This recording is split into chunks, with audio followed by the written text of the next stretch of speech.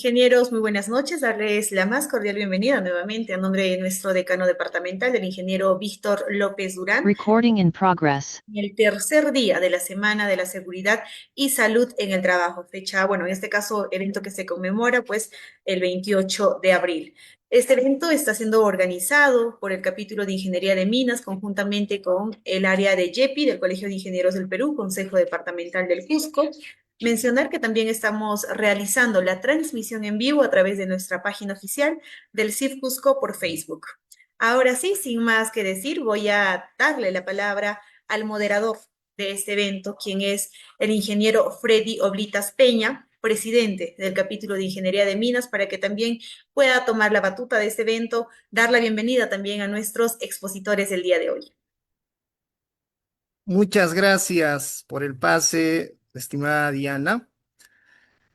Bien, sin más, muy buenas noches con todos los presentes. Agradecerles por el compromiso en esta Semana de la Seguridad. En el marco del Día Mundial de la Seguridad y Salud en el Trabajo, les doy la más cordial bienvenida a esta tercera sesión de la Semana de la Seguridad y Salud Ocupacional. Es un honor continuar con este importante espacio de aprendizaje y reflexión donde reforzamos nuestro compromiso con la prevención de riesgos, el bienestar de los trabajadores y el fortalecimiento de una cultura de seguridad, especialmente en sectores de alto riesgo como es la minería. Bien, sin más voy a presentar a nuestra primera expositora de esta tercera jornada, ¿no? Y agradeciéndole también por la puntualidad a la ingeniera Linet González Caituiro. La ingeniera Linet es ingeniera de minas, auditora acreditada por el Mintra. Perdón, vamos a seguir acá la ponencia. Gracias por compartir. La ingeniera Linet González es gerente general de Nago Consultores, AC, especialista en auditorías laborales, monitoreos ambientales y sistemas integrados de gestión. También es ingeniera de minas y auditora acreditada por el Mintra, con amplia experiencia en el cumplimiento normativo para el sector minero. Tiene doble maestría en seguridad y salud ocupacional minera en la UNI y en gestión ambiental en la UNALD.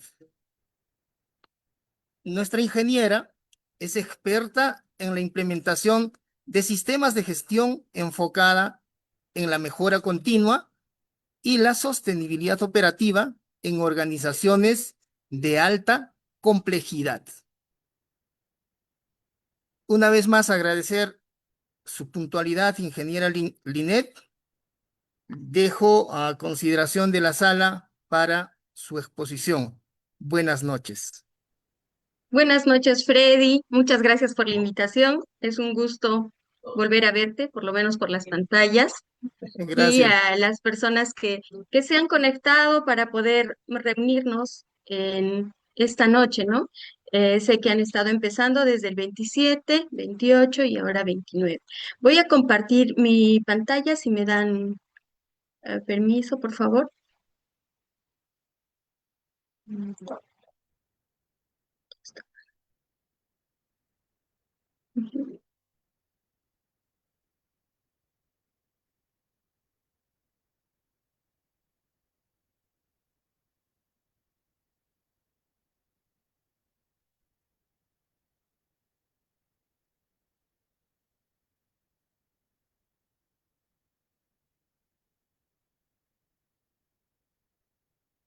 ¿Se ve la presentación? Sí, ingeniero Linet, adelante. Muchas gracias. Entonces, el tema que vamos a tratar es gestión de monitoreos de agentes ocupacionales en minería. Eh, Mi empresa, que se llama Nago Consultores, es una empresa que ya tiene más de 10 años en el sector minero. Tenemos experiencia en minería realizando monitoreos ocupacionales. Y los monitoreos los realizamos con ingenieros de minas. ¿Por qué quiero recalcar esto, no? Que es realizado por ingenieros de minas. Porque los ingenieros de minas sabemos de las operaciones mineras, conocemos los equipos mineros y podemos dar mejor recomendación al momento de realizar un monitoreo ocupacional. Entonces, es importante saber esto. Entonces, los agentes que vamos a monitorear pueden ser agentes físicos, químicos, biológicos, la evaluación de riesgo disergonómico y la evaluación de riesgo psicosocial. Pero para nosotros poder hacer un monitoreo ocupacional es importante tener las herramientas adecuadas para poder presentárselas a las diferentes gerencias o si somos consultores o asesores, presentarlas a nuestros clientes, ¿no? Como sabemos, en la minería es una actividad de alto riesgo donde la mayoría de los trabajadores están expuestos constantemente a agentes físicos, químicos, biológicos, ergonómicos, psicosociales. Es por ello que una adecuada gestión ah, nos permite identificar los peligros y riesgos a los que ellos están expuestos y prevenir las enfermedades ocupacionales y daños a la salud. Teniendo en cuenta el marco legal, la Ley 29783 es clara y establece que todo empleador debe organizar el servicio de seguridad y salud ocupacional, orientados a la prevención de riesgos ocupacionales. Y en el inciso A claramente nos dice que debemos identificar y evaluar los riesgos que puedan afectar la salud de los trabajadores. Asimismo, en el reglamento de la ley, en el artículo 33, inciso C, nos habla de los registros de monitoreo de agentes físicos, químicos, biológicos, psicosociales. Acá no solo estamos hablando del sector minero, sino en todas las actividades se tiene que realizar monitoreos ocupacionales, ¿no? Y el artículo 33 del reglamento de la ley nos los indica. En el artículo 57 de la 024, esta ya es una norma más específica para la minería, nos indica que debemos tener, en el inciso E, nos indica que debemos tener un programa de monitoreo de seguridad y salud ocupacional. ¿Y qué debe contener este programa? Debe tener el número de monitoreos que se realizará durante todo el año, ¿no? Y debe ser por cada ambiente de trabajo, cada labor, y se debería seleccionar por grupos de exposición. Entonces, acá en el artículo 57 ya me está pidiendo que yo tenga un informe GES, un informe de grupos de exposición similar, ¿no? Considerando los agentes físicos, químicos, biológicos, disergonómicos y otros a los que el personal esté expuesto. También en la 024 nos habla del artículo 100, donde nos indica qué profesionales son los que deben realizar los monitoreos ocupacionales. Ya existen los requisitos, ¿no? ¿Qué profesionales? Ingeniero de minas, de higiene ocupacional, que deben estar colegiados, habilitados con 3 años de experiencia en la actividad minera y o higiene ocupacional. Dice y o, no solo dice o, entonces significa ambos. Tener experiencia en minería y también tener experiencia en higiene. ¿De acuerdo?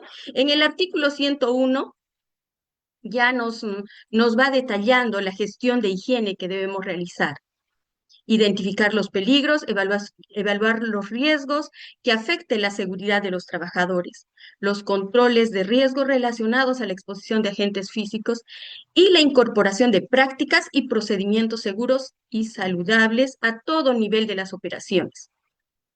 Y en el siguiente grupo de artículos nos habla qué agentes monitorear, ¿no? Debemos monitorear los agentes físicos como ruido, temperaturas extremas, vibraciones, iluminación, radiaciones ionizantes y otros. En el 110 nos habla de agentes químicos como son los polvos, vapores, gases, humos metálicos. En el artículo 112 nos habla de los peligros biológicos como hongos, bacterias, parásitos y otros agentes. Todos los titulares de la actividad minera deben identificar los peligros ergonómicos. En el 114 nos habla también sobre el tema ergonómico. En el artículo 115 ya pasa a la evaluación de factores psicosociales, ¿no? Entonces, primero hemos identificado la normativa, ¿no? ¿Es una obligación? Sí, es una obligación legal. ¿Que lo podemos hacer voluntariamente? Sí, bajo estándares internacionales o empresas de clase mundial, pero en el Perú, como todas las personas, todas las organizaciones y empresas, muchas veces esperamos a tener una exigencia o una obligación, ya está reglamentado. Entonces, lo que corresponde es cumplir y ya se les ha dado la base. Existe la obligación en la 29783, en el reglamento de la ley y en el reglamento específico de seguridad y salud ocupacional minera, la 024. Entonces pasamos a la identificación de agentes. Es importante que nosotros, como higienistas o personal de seguridad y salud en el trabajo, o asesores o consultores, para realizar un monitoreo ocupacional tenemos que identificar a qué agentes están expuestos nuestros trabajadores. Para yo determinar ello, deberé identificar el tamaño de la organización, el número de trabajadores, las actividades a las que se dedica la organización. Puede ser minería, construcción, cualquier tipo de industria. Identificar los puestos de trabajo para cada actividad. Por ejemplo, en el sector minero, los puestos de trabajo pueden ser perforistas, operadores de equipo, personal administrativo y otros. Y también equipos y materiales que voy a emplear para desarrollar mis actividades. Todos estos ítems son los que necesito para identificar a qué agentes están expuestos, qué agentes voy a evaluar y la cantidad de muestras que voy a tomar. Entonces, tenemos en los agentes físicos, tenemos iluminación. En iluminación voy a identificar en qué zonas voy a desarrollar las tareas visuales, ¿no? Entonces, voy a medir en las zonas donde yo desarrollo una actividad. Ruido, eh, se puede medir ruido en la generación de fuentes de ruido o cerca a los equipos. Puedo utilizar un sonómetro si quiero medir un ambiente de trabajo. Puedo utilizar un dosímetro si es que quiero medir un puesto de trabajo, ¿no? Una actividad. En vibración, mediré los equipos que generan vibración. Tendré que identificar qué equipos en todo mi ambiente de trabajo generan vibración y que pueden afectar al trabajador.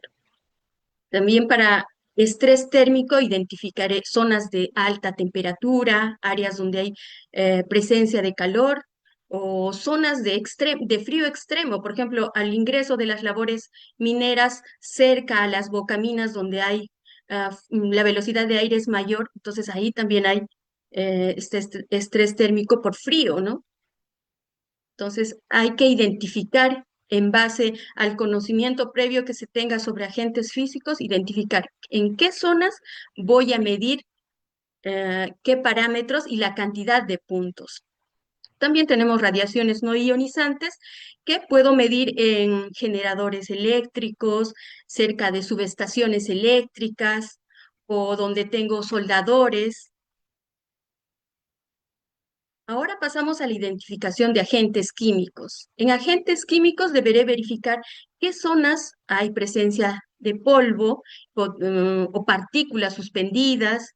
Ahí mediré polvo respirable, polvo inhalable, otros gases tóxicos. Puedo medir también humo metálico, que son producto de la soldadura, de cortes de metal o compuestos orgánicos volátiles que puedo encontrar en algunos almacenes, en las zonas de trasvase de combustible, en las zonas de despacho de combustibles, ¿no? Que siempre en las labores mineras tenemos, ¿no? En interior mina, entonces puedo identificarlo como puntos para monitoreo de agentes químicos. Luego pasamos a los agentes biológicos. Como habíamos leído en el reglamento, se refería a hongos, parásitos, protozoarios, bacterias, aerobios, mesófilos, coliformes. Entonces, ¿dónde voy a medir esto? Puedo medir en los vestuarios de los trabajadores, puedo encontrar en los servicios higiénicos de los trabajadores, en los comedores, campamentos, dormitorios. Luego pasamos a los factores de riesgo disergonómicos, donde voy a identificar las posturas, las actividades que desarrollan en oficina, en operaciones. Voy a verificar esfuerzos intensos que pueda tener cierto grupo de trabajadores o que sean continuos, repetitivos. Si estoy en un almacén o en operaciones, la manipulación manual de cargas, la operación de equipos, el tiempo en el que está operando el personal, los equipos. En identificación de agentes psicosociales, voy a tener en cuenta el trabajo activo y desarrollo de las habilidades, el apoyo social y calidad de liderazgo, las exigencias psicológicas, las compensaciones y doble presencia, ¿no? En todas las actividades o desarrollo de cualquier trabajo en la organización, puede ser en oficina, puede ser en operaciones. Y para determinar el número de muestras, voy a utilizar la metodología NIOSH, la cual tiene un 90% de confianza y, y nos recomienda que para la cantidad de personas de grupos de exposición similar, haré mi Excel con el número de trabajadores y los agruparé por puesto de trabajo, ¿no? Ese es mi GES y comparo con el cuadrito que me da NIOSH y voy a tener el número de muestras recomendadas que debo tomar. Y aquí, por ejemplo, tenemos un ejemplo de la cantidad de muestras que se ha tomado. Cuando yo voy a contratar un servicio de higiene ocupacional o de monitoreo, debo entregar qué parámetros y la cantidad, ¿no? Pero internamente yo ya sé qué puestos de trabajo, qué áreas voy a medir ruido por sonometría, qué puestos de trabajo yo voy a medir ruido por dosimetría, qué ambientes voy a medir o qué labores voy a medir estrés térmico, ya sea por calor o por frío, también en iluminación. En todos estos agentes yo ya debo tener mi lista, en qué puestos de trabajo y qué áreas de trabajo. Y en base a ello hago mi resumen y solicito mi presupuesto. Ahora pasamos al programa de monitoreo. El programa de monitoreo de seguridad y salud ocupacional debe contener el número de monitoreos que se va a realizar, según el análisis de riesgo en el ambiente de trabajo, en cada labor o nivel de grupos de exposición, considerando agentes físicos, químicos, biológicos, disergonómicos. Entonces, para yo hacer mi programa de monitoreo ocupacional, deberé identificar los valores o niveles de exposición. Para yo hacer la medición, primero tengo que planificar. Voy a tener la cantidad de equipos que voy a utilizar, cuántos equipos tengo y en cuánto tiempo quiero terminar mi monitoreo ocupacional, porque depende de los días que yo puedo emplear para mi medición, la cantidad de equipos. Por ejemplo, no puedo monitorear 100 puntos de dosimetría con 4 dosímetros, me voy a demorar un montón. Entonces, debo tener una cantidad específica de dosímetros y es lo que también voy a exigir a mi proveedor, ¿no? Y finalmente pasaremos a la evaluación, que es la comparación con las normativas, ¿no? Ahí voy a comparar con los límites permisibles, con los niveles de riesgo.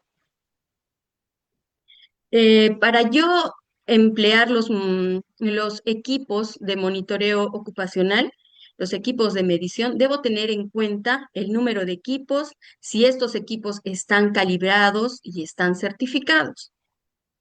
Um, es importante que todos los equipos deben ser calibrados y la empresa que calibra estos equipos debe estar acreditada por INACAL. ¿Y qué va a acreditar INACAL? INACAL acredita el procedimiento de calibración.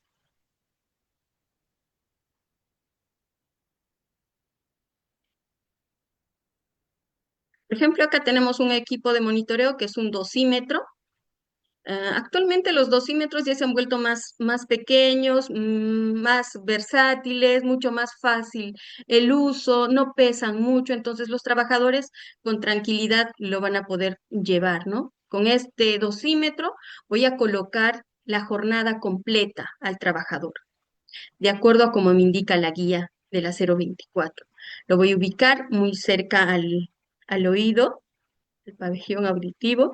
Entonces voy a colocar el equipo y lo voy a prender para que use durante toda su jornada. Antes, pues, los dosímetros eran mucho más grandes y pesaban. Muchos trabajadores no querían participar en los monitoreos. Actualmente ya son más pequeños, más versátiles. Su uso también es muy práctico. Ahora, para medir áreas o fuentes de ruido, emplearé un sonómetro, ¿no? Por ejemplo, si hay labores donde tengo ventiladores, donde tengo carguillo de mineral, ahí también hay presencia de ruido, entonces uso mi sonómetro y instalo en la zona donde yo percibo que hay gran cantidad de ruido. Para colocar el sonómetro también debo ceñirme a una guía. Existe la guía de medición para medición de ruido. ¿En qué unidades me va a dar? En decibelios, ¿no? Y se puede tomar periodos de tiempo, puede ser también mediciones puntuales o puede tomarse las 24 horas, ¿no? Para saber, y muchos de estos sonómetros te dan el detalle, puedes tú programarlo para que te dé un detalle al minuto, a la hora, y antes de cada monitoreo yo debo calibrar, ¿no? Antes de tomar cada muestra, utilizo mi calibrador y verifico si para que los resultados sean confiables, ¿no? Para medir iluminación emplearé un luxómetro. Siempre voy a colocar el luxómetro en la zona donde el trabajador va a realizar la tarea. Pero si quiero medir la iluminación de un área, voy a hacer una malla de puntos y voy a tomar una serie de puntos, ¿no? Para medir la iluminación de todo el ambiente. Pero si voy a medir el puesto de trabajo, será donde el trabajador desarrolle la actividad. Luego pasamos a la medición de estrés térmico. Como ya sabemos, de acuerdo a la guía, utilizamos los medidores que tengan el globo de más o menos, no más o menos, exacto, 15 centímetros más o menos. Entonces, no podemos utilizar uno que tenga un globo menor a este, ¿de acuerdo? Entonces, siempre, ¿no? En los scoops, ahí puedo medir vibración de cuerpo completo. En vibración de mano-brazo puedo utilizar cuando yo utilizo una yacle, un stopper, o cuando estoy operando el jumbo, ¿no? Mm, en el joystick, o cuando estoy o manipulando el equipo, ¿no? En la medición de radiación no ionizante lo voy a desarrollar en las zonas donde hay subestaciones eléctricas o donde desarrollan actividades de soldadura, ¿no? La medición de polvo respirable lo voy a le coloco al trabajador durante toda la jornada laboral, ¿no? Le coloco el equipo, eh, me voy a dar cuenta que es respirable cuando tengo un ciclón de más o menos tres cuerpos y un ciclón, ¿no? El cassette es de tres cuerpos y tiene un ciclón. ¿Para qué? Para filtrar las partículas de polvo. Entonces, se pone un cassette que es de plástico y adentro lleva un filtro. Ese filtro, esta bombita de acá, que es una bomba de succión, va a simular la aspiración que realizamos nosotros al inhalar aire, lo mismo, ¿no? Pero con un flujo constante. Entonces, todo el polvo que hay en el ambiente va a ser capturado en el filtro. Entonces, ese filtro va a contener todo el material particulado y se va a llevar a un laboratorio. De preferencia, siempre emplear un laboratorio acreditado en estos parámetros, ¿no? En polvo respirable o inhalable. Y en el inhalable ya no utilizamos ciclón, como ven acá, y también tiene una manguera, una bomba de succión con, con flujo constante, y en el filtro se almacena toda la cantidad de polvo del ambiente de trabajo. También para humos metálicos voy a utilizar una bomba de succión y el ciclón, pero lo que va a variar son el flujo y el tipo de filtro que voy a utilizar. Aquí también tenemos algunas fotos. Generalmente para polvo inhalable, respirable, ponemos a los operadores de los equipos, a los cargadores, a los perforistas, ayudantes de perforista, ¿no? A los que están mayormente expuestos a polvo. En la medición de compuestos orgánicos volátiles, nosotros siempre mm, medimos en las zonas donde son almacenes de pinturas, combustibles, donde generalmente hacemos trasvase de productos químicos, ¿no? Medimos la cantidad de compuestos orgánicos volátiles. Para los agentes biológicos, colocamos, acá por ejemplo tenemos una placa Petri. Esta placa Petri va a capturar, es un envase de vidrio donde contiene una gelatina. Esto te entrega el laboratorio, ¿no? Las placas Petri te entrega el laboratorio y nosotros lo colocamos cerca a los servicios higiénicos, en los vestuarios o en los comedores, ¿no? Generalmente lo que nosotros medimos son Escherichia coli, aerobios mesófilos o coliformes totales para verificar, por ejemplo, en los comedores a cuánto de coliformes están expuestos y lo comparamos con una norma, ¿no? Entonces, no solo hay placas Petri, también se puede utilizar hisopado, muestras de comida, o se utiliza el lavado de manos, te mandan una botella con agua y le haces lavar la mano al que prepara los alimentos y ese agua lo llevas, el frasco de agua, al laboratorio y lo analizan, ¿no? Pero generalmente en las minas, los lugares donde medimos agentes biológicos son en estos lugares: vestuarios, servicios higiénicos, comedores, hay en algunos dormitorios. Ahora pasamos al tema de la evaluación. Para la evaluación, nosotros realizamos la comparación con la normativa. ¿Qué vamos a evaluar? El nivel de riesgo. Los valores obtenidos en las mediciones, como hemos visto en las fotos anteriores, deben compararse con lo que establece la norma. Y determinamos el riesgo que representa la exposición a los distintos agentes ocupacionales presentes en la organización. ¿Cómo sabemos si está dentro de lo permisible? Lo comparamos. Por ejemplo, la 024 en el anexo 12 nos da los niveles de ruido, ¿no? Y el tiempo de exposición. Ya. Aquí tenemos el cuadro. Y en iluminación también la 024 en el anexo 37 nos da un cuadro para poder comparar. Y para la iluminación en oficinas también nos da un cuadro. Esto ha sido lo último que se ha modificado. Y la RM 375/2008, que es la norma de ergonomía, donde nos habla también de iluminación, esta nos da diferentes parámetros. Si se podrán dar cuenta, las de minería son más exigentes que esta, ¿no? Si no pertenezco al sector minero, tengo mis oficinas en Lima, puedo medir y comparar bajo esta norma, ¿no? O si tengo mis oficinas, no sé, en el Cusco o desarrollo otra actividad, ya pues comparo con la 375. O si existiera alguna norma específica del sector, lo comparo con esa norma. Ahora pasemos en la evaluación de vibración, la comparamos con el cuadro que está en la guía 3 de la 024. Aquí está. Esta es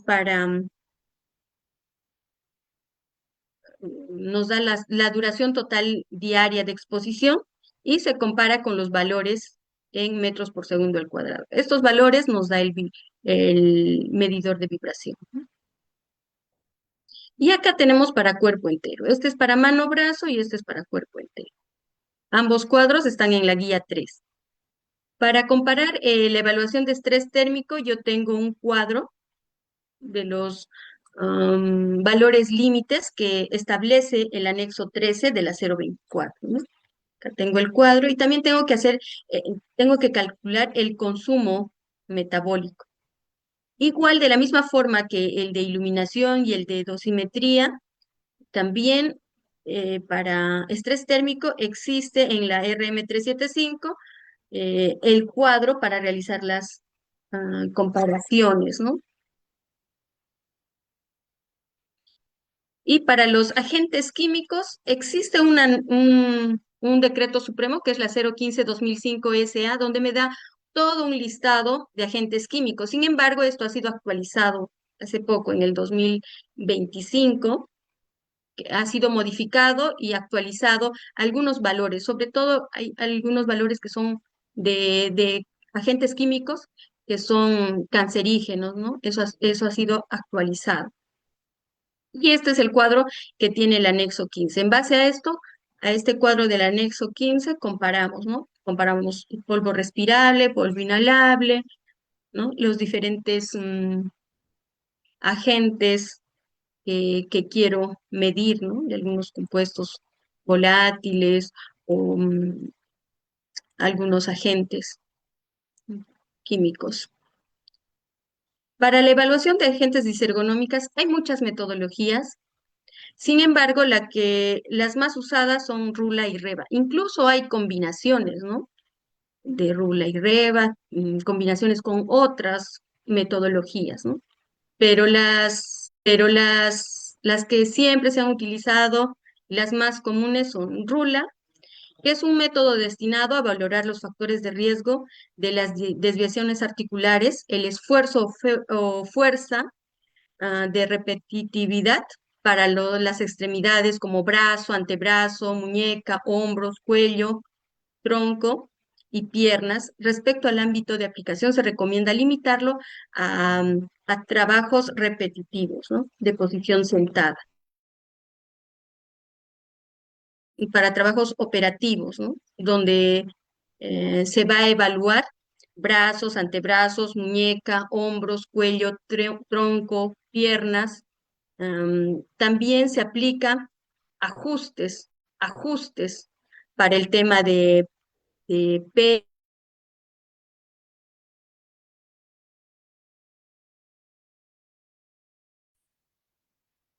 Acá tenemos los cuadros que nos da la 375 sobre manipulación de cargas, ¿no? En estos cuadros, ya los que trabajamos en seguridad ya lo hemos visto bastante, ¿no? Que en general el peso máximo es 25 kilos, mayor protección 15 kilos y para trabajadores entrenados 40 kilos. En mujeres, en general 15 kilos, mayor protección 9 kilos y para trabajadoras entrenadas 24 kilos. Para la evaluación de agentes psicosociales, nosotros utilizamos la metodología IQ-ISTAS 21, que también en base a ella ha sido creada la lista del Censopas, ¿no? En sus dos versiones. Hay una versión reducida y hay una versión extendida que es de acuerdo al número de trabajadores. Como estamos en Perú, en base a qué deberíamos hacer nuestra evaluación psicosocial, en base a lo que nos dice el Censopas, ¿de acuerdo? Entonces, hay muchos formularios, pueden ser físicos o pueden ser virtuales. Nosotros en Nago enviamos un link, que es un formulario que lo pueden llenar desde sus celulares o los que quieran en sus computadoras. ¿Y qué voy a evaluar? Voy a evaluar las dimensiones psicosociales y satisfacción en el trabajo. Voy a evaluar exigencias psicosociales, trabajo y desarrollo de habilidades, apoyo social y calidad de liderazgo, compensaciones y doble presencia. Para cada una de estas dimensiones va a haber una serie de preguntas, pero como van a estar en una lista, más o menos son 56 preguntas, creo, si no es más, entonces van a estar agrupadas de distinta forma para que no sea, para que sea lo más lo más real, ¿no? posible para que dé una muestra verdadera, ¿no? de lo que percibe el trabajador en base a las vivencias en el centro de trabajo o en sus hogares, ¿no? Porque muchas veces em, todo lo que sentimos en nuestros hogares lo llevamos al trabajo o viceversa. Las barreras que tenemos en el trabajo también lo trasladamos a casa. Entonces, todo eso se evalúa en los agentes psicosociales. Incluso se hacen entrevistas. Si yo tengo un puesto de liderazgo, no solo voy a llenar el formulario, sino deberé tener una entrevista con el encargado. ¿Por qué? Porque si yo soy un líder, manejo un grupo de personas, ¿no? Evaluación de agentes psicosociales. Aquí tenemos justo las dimensiones que le estaba hablando. En exigencias psicosociales, ¿qué evaluaré? La tensión y desgaste emocional a causa de la realización del trabajo, el trabajo activo y desarrollo de habilidades. En esta dimensión se va a evaluar el sentido, importancia y satisfacción del personal y profesional, que significa la realización del trabajo. En el apoyo social y calidad de liderazgo, la calidad y apoyo, la relación entre compañeros y cómo las jefaturas o líderes de equipos se relacionan para desarrollar y cumplir con el trabajo. En las compensaciones, retroalimentación, reconocimiento, valoración explícita de las relaciones en el trabajo. Y la doble presencia, que pueden ser preocupaciones por asuntos domésticos que pueden afectar el desarrollo de nuestras actividades en el centro laboral. Y todas las evaluaciones psicosociales deben ser anónimas. Entonces, solo tenemos el área, en base a cada área se va o puesto de trabajo se va desarrollando el informe o los resultados, ¿no? No es por persona. Validación. Luego de que ya hemos realizado la evaluación del marco legal, ¿no? Hemos realizado la evaluación del marco legal, hemos identificado los agentes ocupacionales, hemos determinado el número de muestras, hemos realizado nuestro programa de monitoreo, hemos ejecutado el monitoreo, hemos evaluado los resultados, vamos a proceder a la validación. En la validación, ¿quién valida un informe de monitoreo? ¿Qué cosas, qué ítems, qué registros, qué documentos validan un monitoreo? La validación lo realiza un especialista, que es el especialista en monitoreo ocupacional, que debe cumplir todo lo que indique el artículo 100 de la 024, ¿no? Si estoy trabajando en el sector minero. También las cadenas de custodia, que son las hojas de campo, porque en las cadenas de custodia voy a registrar lo que estoy viendo in situ, en el lugar, la temperatura, las condiciones, hay lluvia, no hay lluvia, ¿no? También los informes de ensayo de laboratorio y los registros de monitoreo y los informes. Todos estos en conjunto van a validar mi monitoreo ocupacional. Y como ya les había indicado en la evaluación del marco normativo, los requisitos que debe tener el especialista. A ver, deben ser profesionales de ingeniería de minas, higiene, seguridad industrial, minera, geología, metalurgia, químicos, y deben estar colegiados y habilitados, con un mínimo de 3 años de experiencia en la actividad minera y o higiene ocupacional, con capacitación o estudios de especialización. En cadenas de custodia, las cadenas de custodia son las hojas de campo que nos ayudan a registrar. Acá tenemos un modelo de una cadena de custodia, nos da el nombre, razón social, la unidad donde voy a desarrollar la actividad, la ubicación, referencias y el contacto. Voy a poner la identificación de los puntos de muestreo. Es importante la identificación de los puntos de muestreo. ¿Por qué? Porque en base a esta cadena de custodia se va a elaborar el informe. Y además, cuando me auditan, también se preocupan mucho en la identificación del punto. Por ejemplo, te pueden decir, polvo, has hecho